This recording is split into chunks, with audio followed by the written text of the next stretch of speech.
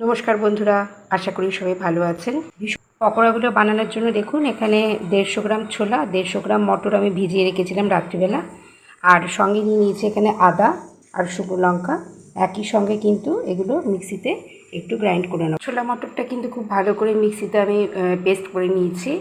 এবার এখানে 4টে রসুন আমি কুচিয়ে নিয়েছি, 4টে কাঁচা লঙ্কাও কুচিয়ে নিয়েছি। এই ছোলা আর মটরটার মধ্যে আমি দেব একটু কর্নফ্লাওয়ার, মোটামুটি 1 চামচ মতন দিয়ে দেবো, হলুদ গুঁড়ো, স্বাদ মতো লবণ, পেঁয়াজ কুচি দিয়ে দেবো, রসুন কুচি, কাঁচা লঙ্কা। এই সমস্ত উপকরণগুলো দিয়ে কিন্তু খুব ভালো করে হাতের সাহায্যে মেখে নিতে হবে। এবার তেলটা গরম হওয়ার সাথে সাথেই কিন্তু আমি এক একে পকোড়াগুলো ভাজার জন্য দিয়ে দেবো। এরমভাবে কিন্তু একে একে সব কটা পকোড়া আমি ভেজে তুলে নেবো। টমেটোর ভিজিয়ে যে পকোড়াটা আমি করছিলাম সেটা দেখুন আমি একটা আলাদা প্লেটেও ঢেলে নিই।